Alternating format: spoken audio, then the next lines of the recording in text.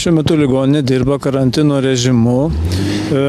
Yra 117 šiai dienai ligonių. Dalis ligonių yra slaugos lovose, dalis aktyvaus. Ligoninė planinių ligonių nepriiminėja. Tačiau mes pakeitėm savo darbo formą, daug ligonių skambina ir mes telefonu patys skambinom ligoniams ir susiderinom dėl jiems įvairių paslaugų teikimo. Tai yra ir reabilitacijos ligoniai, tai yra ortopediniai, traumatologiniai, endokrinologiniai, kardiologiniai ligoniai. Jiems gydymo tikslais reikia padėti ir šiuo metu esam jau apie 70 ligonių, būtent suteikia per 3 dienas tokias paslaugas. Kitas dalykas tai yra ligoniai, kuriems nesuteikus paslaugų, jie gali reikėti būtinosios pagalbos arba tai gali vesti prie neįgalumo reiškinių atsiradimo, būklės pablogėjimo, tai tie ligoniai tokie irgi onkologiniai tame tarpe ligoniai, jie bus priimami ir gydytojai bus atitinkamai pakonsultuoti. Na, turbūt kita labai aktuali tema, ar ne, koronavirusas, apie kurį turbūt ir naktį atsibūdė, pirma mintis apie tai. Kokia situacija? Ar yra tų mažeikiškių, ar kreipiasi, ar ligoniai yra apsisaugojusi, ta prasme turi priemonių, kokia situacija? Šiuo metu tokių, kad kreiptųsi aiškiai ligonių dėl karščiuojančių arba įtariamų ligonių, jų nėra daug. Tai yra pavieniai. Vakar į priėmimo skyrių kreipėsi apie 40 ligonių dėl įvairių priežasčių. Daugiausiai dėl buitinių įvairių traumų ir jiems yra suteikta pagalba. Yra šiek tiek ligonių stacionarizuota ir tiems ligoniams yra ir reikalingos ir operacijos, kaip pavyzdžiui 2 apendicito operacijos vakar padarytos, yra ligonis su šlaunikaulių lūžimu paguldytas ir operacija bus atliekama. Tai ligoninė dirba tokiu įprastu dėl tokių aktyvaus gydymo įprastų režimų. Mes esam apsisaugoję, turim priėmime būtinų priemonių šiai dienai tiek, kiek šiuo metu yra šita pagalba būtina ir kiek mes artimam laikotarpiu prognozuojam, kad gali būti pagalbos. Bet girdime, kad grįž pakankamai daug mažeikiškių, kurie šiuo metu dar tebėra kelionėse ir nežinom, ar jie izoliuosis, ar jie elgsis taip, kaip jiems rekomenduojama, laikysis režimo. Tai šitie žmonės, girdžiu, kad yra daug neatsakingų asmenų, kad jie vaikšto po parduotuvės, kad jie kontaktuoja su savo šeimos nariais. Tai manau, kad iš tikro viruso plėtra gali būti ir dėl šitų ligonių tikrai būsimų ligonių nuoširdžiai pergyvenam ir galvojame, kad saugos priemonių, mūsų visokių respiratorių, kombinezonų tikrai prireiks ir galbūt visiškai kitoks kiekis bus reikalingas jau artimiausių dienų laikotarpyje.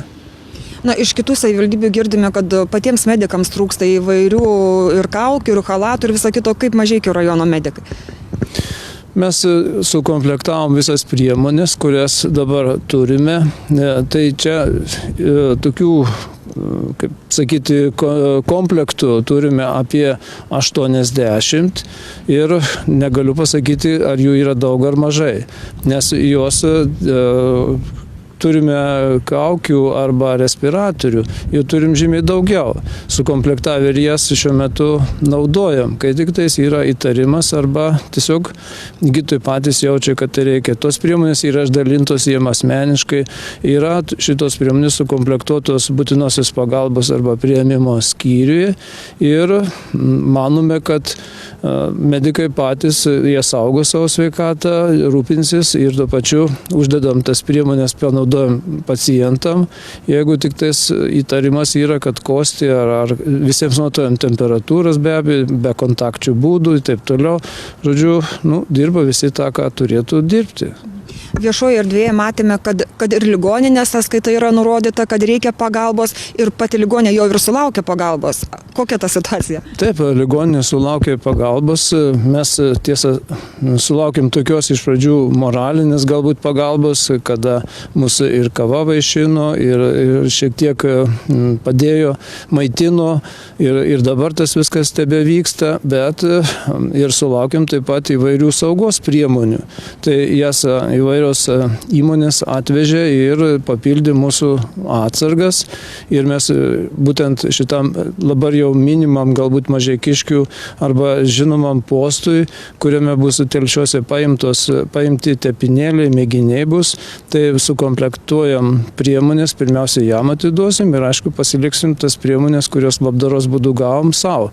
O dėl paramos yra kita istorija, kuri dabar labai nevykusiai interpretuojama yra. Tai kalba eina apie tai, kad mes galvodami į priekį manome, kad turėsime teikti būtinąją pagalbą, turėsime ligoniams aktyviai juos gydydami patys prisidėti prie bendrų dalykų, nesutilps ligoniai Klaipėdoje ar Šiauliuose ar dar kur kitur. Ir jeigu mes neturėsime dirbtinės plaučių ventiliacijos arba neturėsime kitų būtinų priemonių, ne tik priemonių, bet ir įrangos, tai pakliūsime į tokią situaciją, kada kas nors paklauso, kur jūs buvote, kodėl jūs nepasirūpinote šito. Iš ligonių, aišku, jinai gauna iš ligonių kasų pagal tai, kiek paslaugų atlieka, gauna lėšas, tačiau jinai dirba tuo režimu tiek, kiek paslaugų atlieka, tiek, kiek gauna, tiek ir turi priemonių įsigijusi. Tai šitos dabar sąskaita labdaros paramos būtent nukreipta bus labai aiškiom reikmėm ir mes informuosime apie įplaukas, kurias gausim ir šiandieną jau atskiri asmenys jau įveda per sąskaitą savo, įveda pinigus ir mes labai jiems nuoširdžiai dėkojam, kad jie teisingai atsiliepia. O tie, kurie aiškina apie tai, kad tie pinigai bus iššvaistyti arba panaudoti kažkokiam dalykam neaiškiem, tai iš tikrųjų tai yra tie žmonės, kurie visą gyvenimą galbūt kažko nepatenkinti ir dabar randa progą, kaip bent išlieti tą tokį įtūžį dėl galbūt ir savo nesėkmių. Medikai yra labai įsitempę ir galvoja apie tai, kas galėtų būti, kaip ir visi mes vienodai,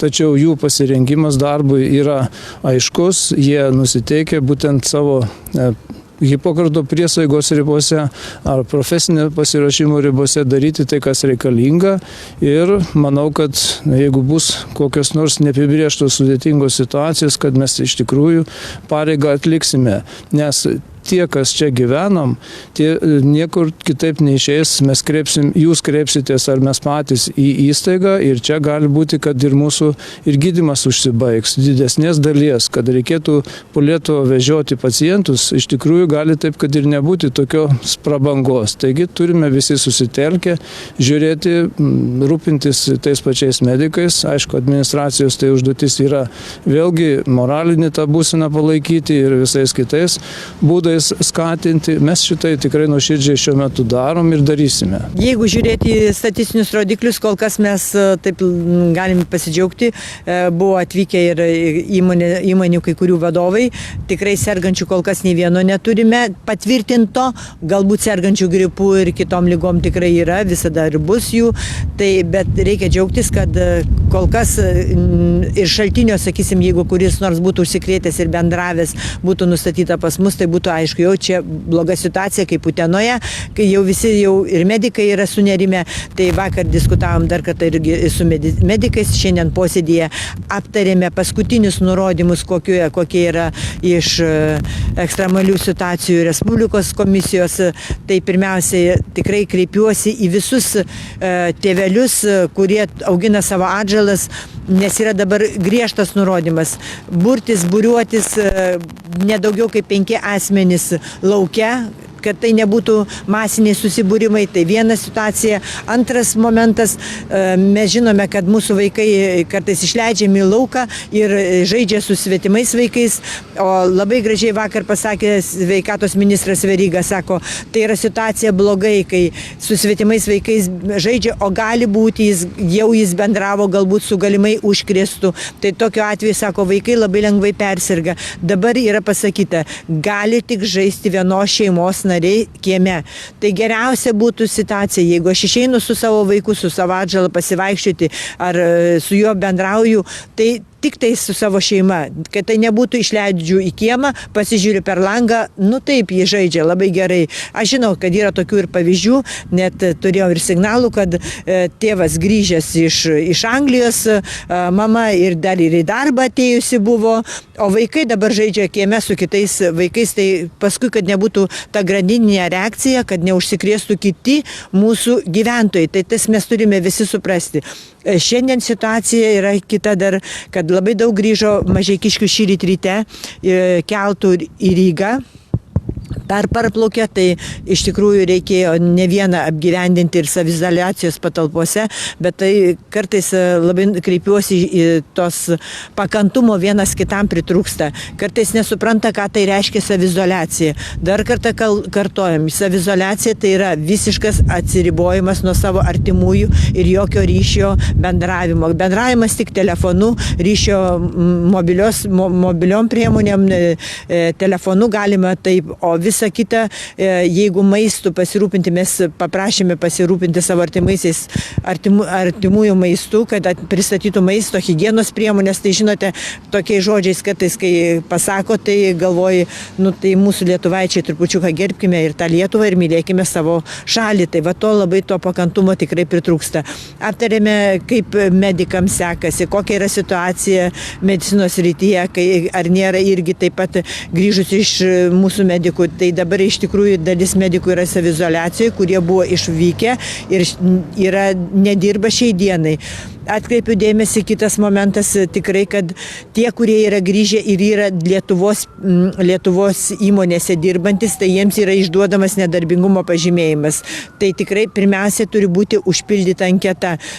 Kalbantis mus informavo, kad pakeistos yra nedarbingumo išdavimo taisyklės, tai šiandien dar trumpai išsiaiškinsiu, kokios tai yra. Jeigu medikas išdavė, patikėjo, jo žodžiais tariant, patikėjo, kad jis tikrai yra grįžęs, o ne tai kažko susigalvojau, kad aš noriu būti namuose, 14 dienų neblogai nedarbingumo pažymėjimą gauti ir gauti išmoką, tai tokiu atveju tikrai jam neturėtų būti mokamas nedarbingumo pažymėjimas.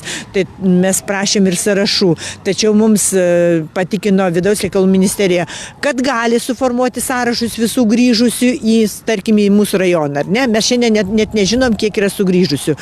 Tačiau Visuomenės sveikatos centras pasakė, kad Nacionalinio sveikatos centro direktorė pasakė, kad negali suformuoti tų sąrašų. Tai kreipsimės, aišku, mes ir į Vidaus reikalų ministeriją, rašysime šiandien raštą ir informaciją pateiksime. Vis tiek mes norime žinoti, kad galėtume užtikrinti, kad gyventojai, tie, kurie turi būti savizoliacijoje, kad jie tikrai laikytųsi, kad, tarkime, turim adresus, galų gale privažiavus prie lango, telefono numeriai yra, paskambinus, ar tikrai jis yra namuose, kad jie neitų į parduotuvės, nebendrautų. Tai jeigu užsidariau namuose, tai šiuo atveju aš privalau būti savizoliacijos patalpose, vien tai, kad saugumui apsaugoti kitus artimus ir savo rajono gyventojus. Ką reikėtų žinoti ir kokia ta situacija jūsų mintimis Mažeikiuose? Na, turbūt dėl to mes ir darom tas tiesioginės laidas, kad gyventojai gautų informaciją tiesiog iš pirmų lūpų. Ir dabar baigėsi tik ekstremalių situacijų komisijos posėdis. Kaip ir žadėjome, mes pateikėm informaciją pačią tiksliausią, pačią aktualiausią ir ko gero informatyviausiai tas yra. Ir dar kartą aš kviečiu visus informaciją, sekite mūsų tinklalapyje, nes vėlgi matome socialiniuose tinkluose įvairią sklandančią informaciją, netgi nuo tokių, kad ragina nemokėti mokesčių. Na, mes jeigu kalbame apie atleidimą nuo delspinigų, tai nereiškia, kad nereikia mokesčių mokėti. Vėlgi, arba tokia informacija, kad savivaldybė uždaryta. Tai dar kartą rodo, kad tokia netikslios žinios, jos tik tai paprasčiausia gali būti ir kaip ir panikos šaltiniai. Todėl dar kartą kviečiu. Mes pateiksime visą informaciją, pateiksime objektyvią informaciją, operatyvią informaciją ir ji bus patalpinta mūsų tinklalapyje. Na ir naudojantis progą noriu padėkoti gyventojams už jų pilietiškumą, kadangi ligoninė atidarė sąskaitą ir gyventojai remia šitą akciją, prisideda prie bendro reikalo, už ką visiems labai ačiū. Šiandien situacija yra jeigu įmant Respublikos mastu, pas mus situacija yra gana gera, nes prieš keletą dienų buvo tiesioginė videokonferencija, kurioje dalyvavo vidaus reikalų ministerijos vadovai, sveikatos apsaugos ministerijos, socialinės apsaugos ministerijos. Ir iš klausimų, kurie buvo aptarinėjami, kuriuos uždavė, tai 90% mes jau to esame padarę. Na, o kad priemonių trūksta, tai šitą pripažįsta ir sveikatos apsaugos ministras. Mes šiandien jau turime tiek, kiek turime. Tai yra ir medikam užtenka ten galbūt mėnesį, bet vėl atsinaujina tiekimai, atsinaujina kanalai, kaip tos priemonės tiekiamos. Taip pat vyriausybės valstybės rezervo lėšomis bus aprūpinti kaip ir mobilūs pavyzdžių paėmimo punktai. Taip kad šiandien pagal esamą situaciją mes esame, nesakyčiau, kad visiškai apsirūpinę, bet pakankamai apsirūpinę priemonėmis ir panikos dar kartą kartoju. Nėra ir jos neturėtų būti. Na, turbūt didelis krūvis šiuo metu, labai didelis krūvis tenka greitosios pagalbos, ar ne, darbuotojams visam kolektyvui. Kaip sekasi valdyti tą situaciją ir kokia ta situacija dabar? Iš tikrųjų, šiai dienai jau turėjome 14 įtarimų koronaviruso atvejų, juos vežėme į Šiaulius ir Klaipėdą, ne vienam nepasitvirtino. Aišku, vakar buvo išvežti 3 iš vienos šeimos iš Šiaulius, tai paimti tepinėliai ir šeima grąžinta atgal į saviizoliaciją. Aišku, kolektyvė psichologinė atmosfera, jinai nėra gera ir jinai negali būti gera, nes yra nežinomybė dėl šio viruso. Aišku, džiugu tik tai tiek, kad esame apsirūpinę asmens apsaugos priemonėmis. Iš tikrųjų investavome, sumokėjome pinigus, ieškojome ir turime mėnesiui laiko. Bet jeigu bus protrūkis, aišku, ir mes pristiksime. Aišku, džiugu, kad tikrai atsinaujina tiekimas, vėl tiekėjai siūlo ir manome, kad turėtų viskas būti gerai. Nes vėlgi šiai dienai į bet kurį iškvietimą mūsų darbuotojai važiuoja jau su respiratoriais, su pirštinėmis. Jeigu yra įtariamas koronavirusas, tai yra specialiai paruoštas automobilis ir būna visi apsirengę nuo galvos iki kojų, kad būtų kuo maksimaliau apsaugoti. Mažeikių gyventojai turėtų tikrai mažiau panikuoti ir nebijoti kviestis apskritai greitosios pagalbos. Nes kažkodėl tai vėlgi sklinda tokios kalbos, negerai iš tikrųjų, kad žmonės negali išsikviesti, nebevažiuos, jeigu tikrai prireiks pagalbos. Važiuojam absoliučiai į visus iškvietimus, absoliučiai. Mes nefiltruojame nieko. Todėl buvo truputėlį vienu momentu pristabdė tų iškvietimų pamažėję, dabar vėl yra viskas gerai, žmonės kviečiasi, nes mes važiuojam absoliučiai į visus iškvietimus ir teikiame visokeriopą pagalbą. Aišku, tų iškvietimų, kaip buvo, yra, taip ir dabar yra, ir panikuojančių yra, iš tikrųjų yra, bet labai yra tikrinama, nes Šiaulių dispečerinė vis tik filtruoja skambučius, filtruoja pacientus, jų savijautą, mes patys dar skambiname, dar kartą tikslinamės. Vėlgi, kad nevažiuoti be reikalingus iškvietimus, arba tiesiog yra suteikiama ta normali informacija, kad žmonės sulauktų pagalbos. Visų pirma, reikia skambinti, jeigu žmogus yra buvęs išvykęs į užsienį, yra grįžęs, yra turėjęs kontaktą ar panašiai, tada reikėtų skambintis 1808 ir tik tai ten praėjus registracijai ir gavus iš šito numerio siuntimą, tik tada bus gyventojas įleidžiamas į aikštelę ir bus jam paimtas mėginys.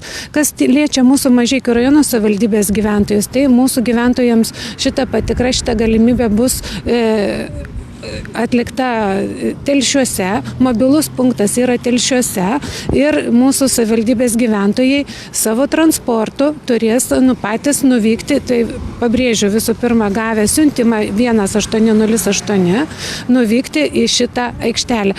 Siūlyčiau detalę informaciją sekti internete, viskas bus paviešinta, bus padaryta. Planuojam, kad Telšiuose mobilus punktas pradės veikti pirmadienį. Šiai dienai tokie planai yra. Iš Mažeikių šiandien išvažiuoja 20 žmonių komanda, kuri bus apmokyta, praeis mokymus, kaip viskas turi būti atliekama ir planuojam startuoti. Aš noriu padėkoti dar tuo pačiu tikrai tiem pirminiam sveikatos priežiūros centram, tai yra Senamiesčio, Mažeikių PSPC, šeimos centrui, kurie tikrai atsiliepė ir mums skyrė specialistus, kurie galėtų dirbti šitose mobiliose grupėse, nes kai kurie tiesiog tiesiog pasakė, neturim, sveikatos teisingai biuras, kuris tikrai labai noriai ir suprasdami tą situaciją tikrai pasakė taip, mes padėsim, jie supranta, bet kai kurie tai tikrai galvoja, kad tai yra mūsų savivaldybės reikalas, bet tai savivaldybės specialistų tokių tiek neturi. Reikėjo vis dėlto suformuoti mums šitas komandas, juk vieną dieną komandos 3 turės dirbti, 3 komandos sudarytos ir turės dirbti 12 valandų. Tai yra neilgiau kaip 4 valandas per dieną. Tai irgi čia yra, kaip sako, ir mums visiems iššūkis, tai pasižiūrėsim, kaip seksis. Aišku, čia, kaip ir paminėjo daktarė, kad jokių būdų aš atvažiuosiu ir pasitikrinsiu, niekas neprims net. Niekas net neprims, svarbiausiai pasakys, ką reikia turėti su savo mašina atvažiavus, popieriaus lapą ir jame ant jo užrašytas būtų jūsų asmeninis telefono numeris. Ir tada jau laikytis visų taisyklių, kurias nurodys apsaugos darbuotojai, kurie įleis mašinas. Tai čia taip paprastai atvažiuoti niekas neįleis. Nes žinome, kad šiai dienai ligoninėje yra iš viso 117 pacientų, kurie gydosi ligoninėje.